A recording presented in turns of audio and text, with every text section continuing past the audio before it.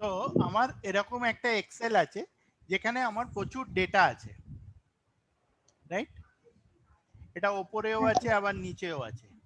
তো এবার অনেক সময় কি হয়, আমার এখানে যে ডেটাটা আছে আমি এইটার সঙ্গে এই দিকে যে ডেটাটা আছে কম্পেয়ার করতে চাই। এবার কি হয় যে যখনই ডান দিকে এলাম তখন বাঁ দিকেরটা সরে গেল, আবার যখন বাঁ দিকে এলাম ডান দিকেরটা সরে গেল। তো তার জন্য বেস্ট উপায় হচ্ছে আমার যতগুলো কলম এই দিকে বাঁ দিকে রাখতে হবে সেইখানে আমি নিয়ে আসবো কারসারটা। আমি ধরলাম ইউনিট অবধি রাখবো, এখানে কারসারটা নিয়ে এলাম, এখানে ভিউ আছে, ভিউতে গিয়ে ফ্রিজ পেন্স আছে। ফ্রিজ পেন করলে কি হবে, যেখানে আমি ক্লিক করে আছি তার উপরেরটা আর বাঁ দিকেরটা ফ্রিজ হয়ে যাবে, মানে ও আর তখন সরবে না, আর ডান দিকেরটা সরতে থাকবে। আবার আমি যদি নিচে যাই আমি দেখবো যে ওপরের হেডিংটা রয়ে গেছে।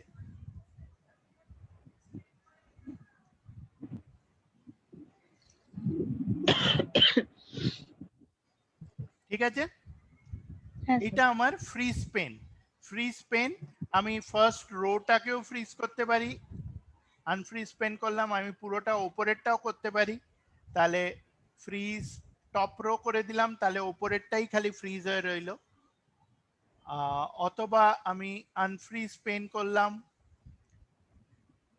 করে আমি ফার্স্ট কলামটা করলাম, তাহলে যেটা ফার্স্ট কলাম আছে সেইটাই খালি ফ্রিজ হবে।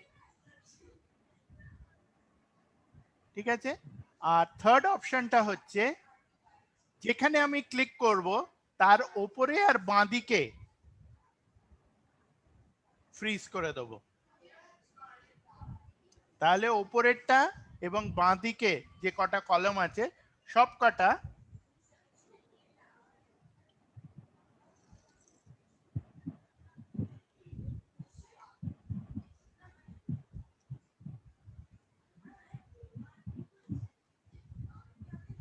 ওকে। হ্যাঁ স্যার।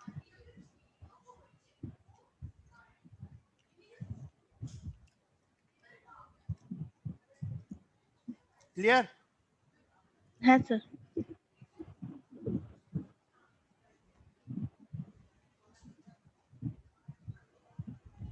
আচ্ছা, আর একটা জিনিস যেটা আমরা অনেক সময় ইউজ করি, এরকম চওড়া একটা শীট আছে ওপর নিচ, তো আমি এটাকে স্প্লিট করে দিতে পারি। স্প্লিট করলে কি হবে, যেখানে আমি ক্লিক করে থাকবো সেখান থেকে স্ক্রিনটাকে চারটে ভাগে ভাগ করে দেবে। আমি এইটার ওপর নিচ বাঁ দিক ডান দিক যেতে পারি, আবার এটার ডান দিকে যেতে পারি, এটার নিচে যেতে পারি।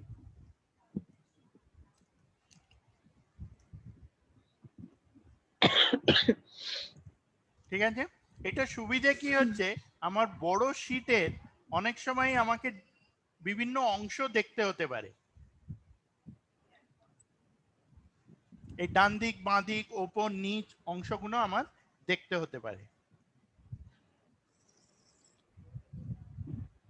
ঠিক আছে, হ্যাঁ স্যার। তখন আমাকে এই স্ক্রিনটা আমি এই সেলস পার্সনের ওপরে পার্টটা রেখে দিলাম, আবার আমি নিচে স্ক্রোল করে চলে গেলাম নিচের পোর্শনটা দেখবো বলে, তাহলে দুটো পার্টই আমি একসঙ্গে স্ক্রিনের মধ্যে দেখতে পাচ্ছি।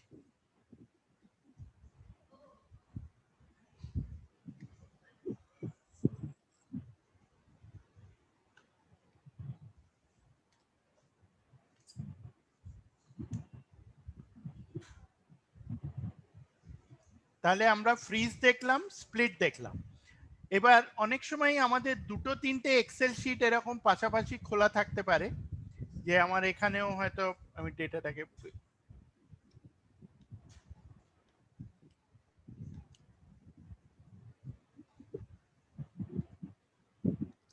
আমি দুটো শিটকে পাশাপাশি যদি দেখতে চাই, তার জন্য আমি এখানে গিয়ে অ্যারেঞ্জ করতে পারি, তাহলে ও ডিফারেন্ট অপশন দেবে, হরিজন্টাল ভার্টিক্যাল। যদি ভার্টিক্যাল করি তাহলে লম্বায় দুটো স্ক্রিন পাশাপাশি চলে আসবে। বোঝা গেল? হ্যাঁ স্যার। দুটো স্ক্রিন আমাকে ও পাশাপাশি দেখিয়ে দেবে, দুটো এক্সেল শিট। আবার আমি যদি অ্যারেঞ্জ অল করি আমি যদি হরিজন্টাল বলি তখন একটার উপরে একটাও দেখিয়ে দেবে। এরকম ভাবে দুটো তিনটে শীট সাইমেলটেনিয়াসলি আমি দেখতে পাই। এখানে যদি আমার এখানে আরেকটু রো দেখতে হয়, আমি তখন এটাকে রিবনটাকে হাইড করে নেব, ওপরেরটাকে হাইড করে নেব, তাহলে আমি এখানে বেশি রোজ দেখতে পাবো এবং আমি দুটোর মধ্যে কম্প্যারিজন করতে পারবো।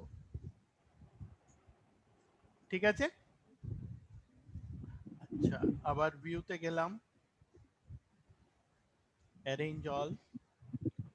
ক্যাসকেড আর টাইলটা অনেকটা একই রকমের। টাইলটাই কি হয়, ও নিজে নিজে পুরো জিনিসটাকে সাজিয়ে দেবে নিজের মতন, আর ক্যাসকেডে হলে ও এরকম ফ্লেক্সিবল রেখে দেবে, আমি দরকার হলে দুটো শীটের মধ্যে মুভ করতে পারবো। এইটা একটা শীট, এই পেছনে আর একটা শীট আছে, এইটা একটা শীট, আবার পেছনে একটা শীট আছে, এইভাবে যেতে পারি। অথবা এখান থেকে ভিউ থেকে গিয়ে উইন্ডোজ আছে, সুইচ উইন্ডোজ, তা আমি দুটো উইন্ডোর ভেতরে মুভ করতে পারি।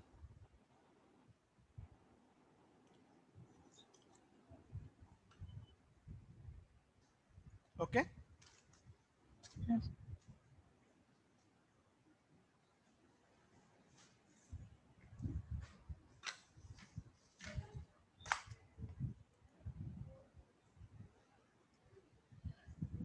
আচ্ছা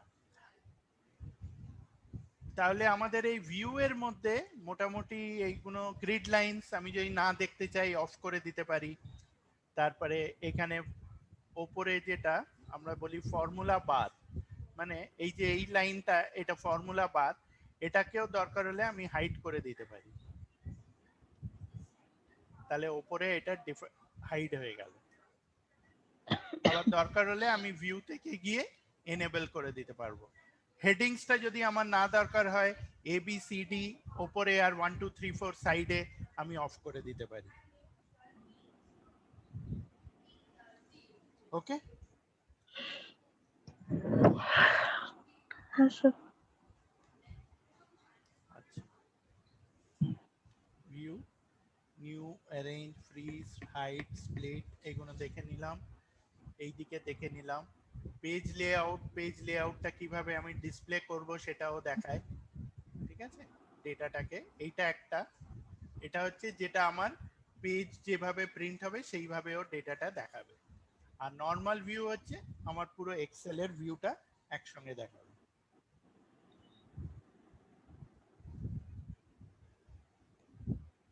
আচ্ছা এবার যখন আমি দুটো শীটকে পাশাপাশি রাখছি, তখন আমি দুটো পাশাপাশি রাখলাম, এবার এইখানে গেলে আমি দেখতে পাবো সিঙ্ক্রোনাইজ স্ক্রলিংটা ঠিক আছে। তার মানে এইটা যখন আমি যদি পাশাপাশি রাখি,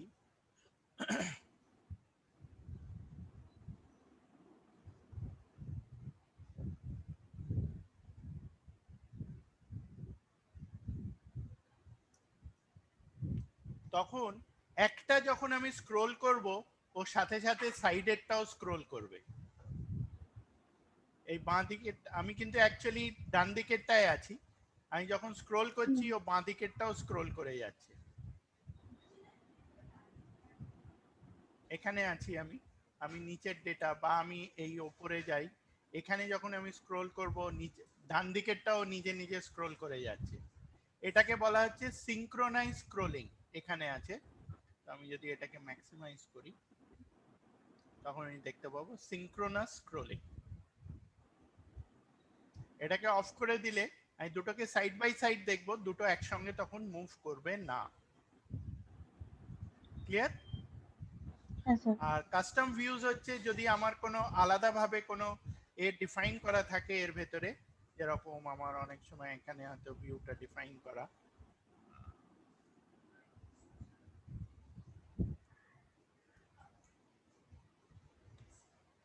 কাস্টম ভিউজে গেলে আমার এখানে অ্যাড করলাম, কাকে করব, এখানে পুরোটাকে যদি আমি সিলেক্ট করে নিই, গিয়ে কাস্টম ভিউজে গেলাম, সিলেক্ট করে দিই, এটাকে অ্যাড করে দিই মাই ডেটা। এবার আমি যেখানেই থাকি আমি যদি কাস্টম ভিউজে যাই, মাই ডেটা শো করলেও তখন ওইটাকেই দেখিয়ে দেবে।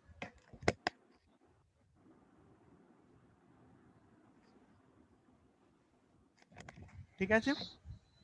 হ্যাঁ স্যার। আচ্ছা, তাহলে ভিউটা হয়ে গেল। এবার রিভিউতে যাচ্ছি। রিভিউতে গেলে আমরা এবার আগের দিন আমরা একটা এক্সেল ফাইল করছিলাম, সেই ইনভয়েস রিলেটেড, ইনভয়েসের বিভিন্ন সেকশনস ছিল ইত্যাদি। তো সেই রকম জিনিস যদি করতে চাই, যে আমার এই যে সেলস পার্সন এই জায়গাটা আছে, এটা কেউ চেঞ্জ করতে পারবে না, বা অ্যামাউন্ট বা ইউনিট কেউ চেঞ্জ করতে পারবে না, তখন আমি কি করতে পারি, একটা তো হচ্ছে পুরো শিটটা প্রোটেক্ট করে দিলাম, এছাড়া আমি খালি ওই সেলগুলোকে প্রোটেক্ট করতে পারি। কিরকম, আমি একটু ইয়েলো করে দিই, দিয়ে রাইট ক্লিক করলাম, ফরম্যাট সেলসে গেলাম, বাই ডিফল্ট প্রোটেকশনটা লকড আছে, তো আমাকে আনলক করতে হবে। তো আমি এই দুটোকে খালি হয়তো অ্যালাউ করব, উল্টোটা করি, এই দুটোকে অ্যালাউ করব আর অন্য কোনোকে অ্যালাউ করব না। ঠিক আছে? তার জন্যে আমি ওখানে গিয়ে আনলক করে দিলাম। এবার রিভিউতে গিয়ে প্রোটেক্ট শিট করি, A B C 1 2 3, A B C 1 2 3 যেই করলাম, তখন আমি যদি এখানে টাইপ করি, ও আমাকে অ্যালাউ করবে না, কিন্তু এখানে যদি টাইপ করি, ও তখন আমাকে চেঞ্জ করতে দেবে, কারণ এই সেলগুলো এডিটেবল বলেছি। ক্লিয়ার? হুম। আরেকবার দেখাই কি করলাম। আমার এরকম সেলটা আছে, আমি এটাকে আগে আনপ্রোটেক্ট করে নিই।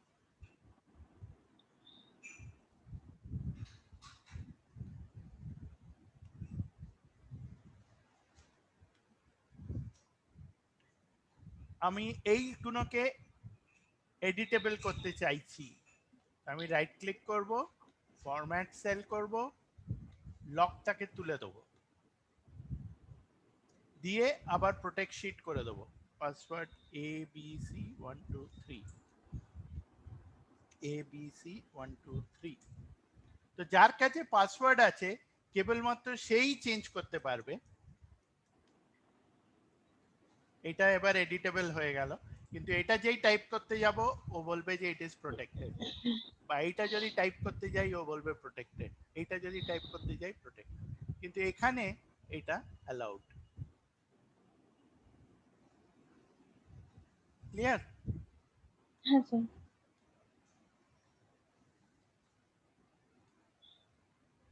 এখানে আমি কিচ্ছু করতে পারবো না, যেহেতু এই কলামস গুলো প্রোটেক্ট হয়ে গেছে, শিটটা প্রোটেক্টেড। আমাকে আনপ্রোটেক্ট করে তারপরে চেঞ্জ করতে হবে। তারপর এডিট করতে পারবো। হ্যাঁ,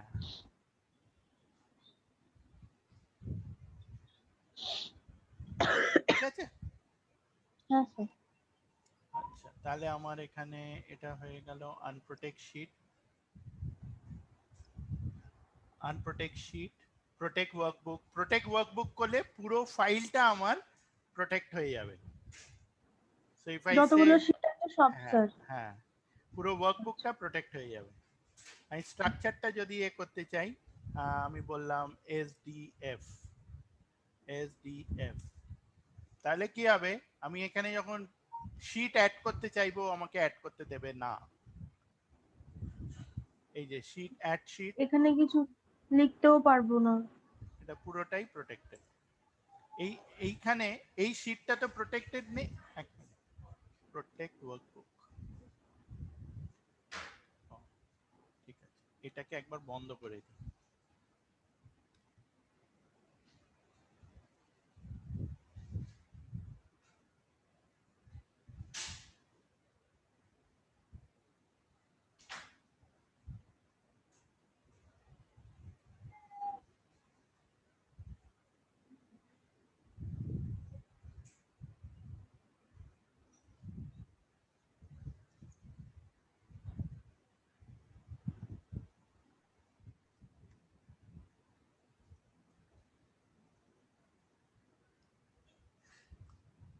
তাহলে পুরোটা সেভ হয়ে গেল, আর আমি এটাকে বন্ধ করে দিয়েছি। আমি আরেকবার ওপেন করছি, ফাইল ওপেন বুক 112,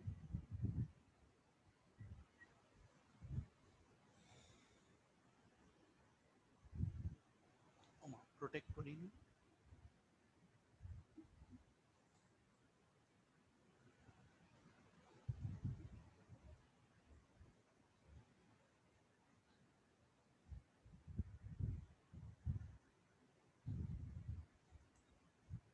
ওমা, এটাতে অ্যালাউ করছি protect workbook। আচ্ছা, এবার আরেকটা জিনিস করা যায় এই ফাইলটা পুরোটা প্রোটেক্ট করবার জন্য, সেটা হচ্ছে ফাইল সেভ অ্যাজ করলাম, করে যেখানে আমার ওটাতে সেভ করা আছে সেখানে যখন আমি সেভ করতে যাচ্ছি, এখানে টুলস আছে, টুলসে গিয়ে জেনারেল অপশনসে গেলে আমি এখানে পাসওয়ার্ড দিতে পারি। আমি বললাম ABCD, আর মডিফাই করবার জন্য ABCDE, তাহলে দুটো পাসওয়ার্ড হলো। ABCD এটা ওপেন করবার জন্য, আর এইটা যদি কিছু চেঞ্জেস করতে চাই সেটার জন্য। তাহলে আমি সেভ করে দিলাম,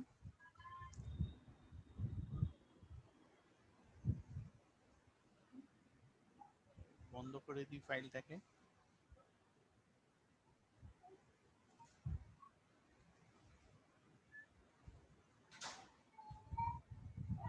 আবার ওপেন করি,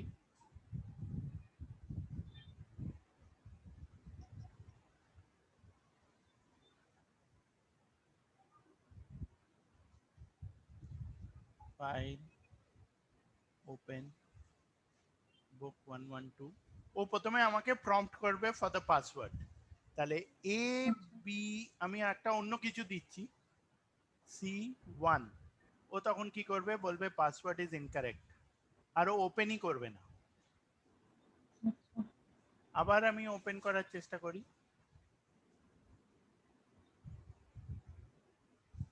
ABCD প্রোটেক্টেড, ওকে করলাম। ও বলছে it is reserve, do you want write access. আমি যদি রাইট অ্যাক্সেস বলি তাহলেই ও আমাকে লিখতে দেবে, আর না হলে আমি রিড অনলি নিতে পারি।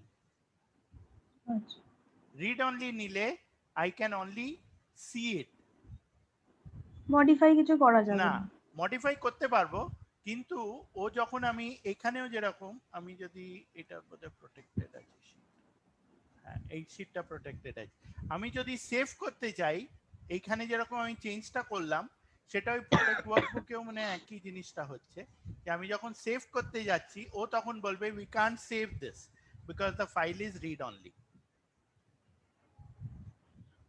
কিন্তু এর অল্টারনেটিভ হচ্ছে আমি ফাইলটাকে গিয়ে ও আমাকে সেভ অ্যাজ করতে দেবে, তো আমাকে রিনেম করতে পারি। I can rename it to instead of book 112, or I can say copy of book 112 and save it. তাহলেই আমার যা যা চেঞ্জেস হয়েছে ও আমাকে সব সেভ করতে দেবে।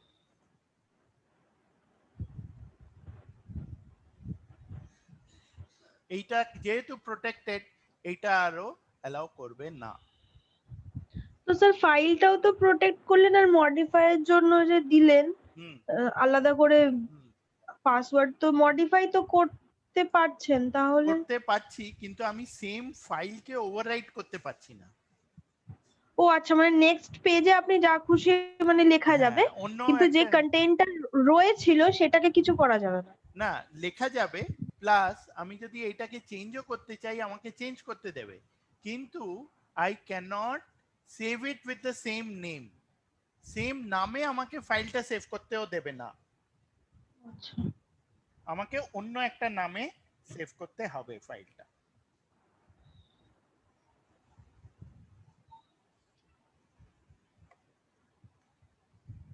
বোঝা গেল? হ্যাঁ স্যার।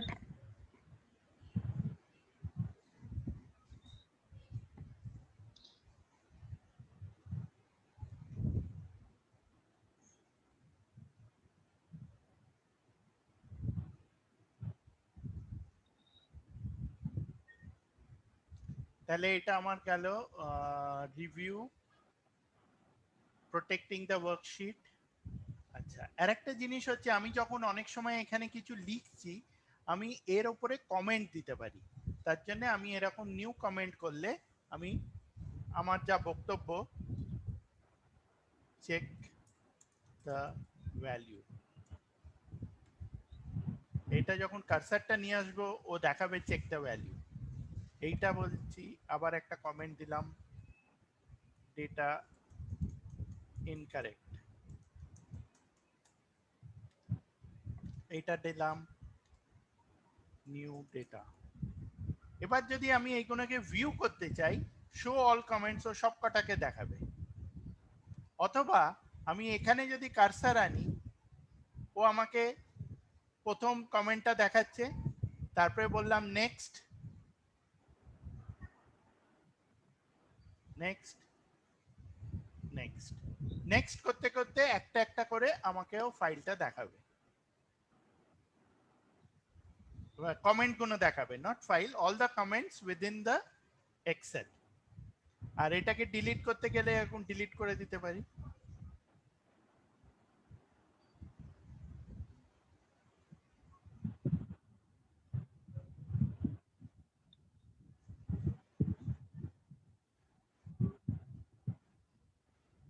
ঠিক আছে, হ্যাঁ স্যার।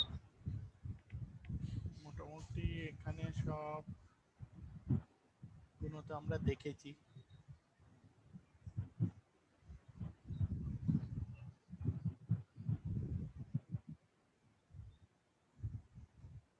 আচ্ছা, আমি জাস্ট এটাকে স্টপ করে আমি একটা ফাইল শেয়ার করছি, হ্যাঁ, এই চ্যাট বক্সে।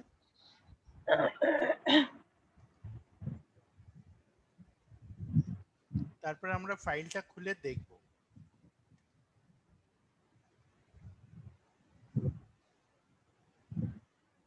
এইগুলোকে বলা হচ্ছে ড্যাশবোর্ড। হ্যাঁ, তো এইগুলো আমার ইন্টারনেট থেকেই ডাউনলোড করা। তো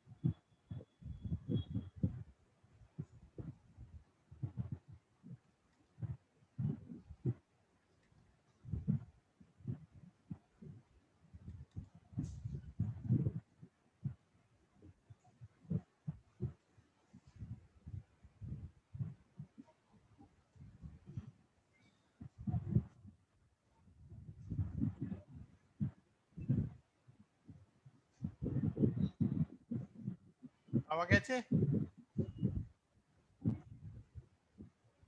স্যার আমি খুলছি, এক মিনিট স্যার।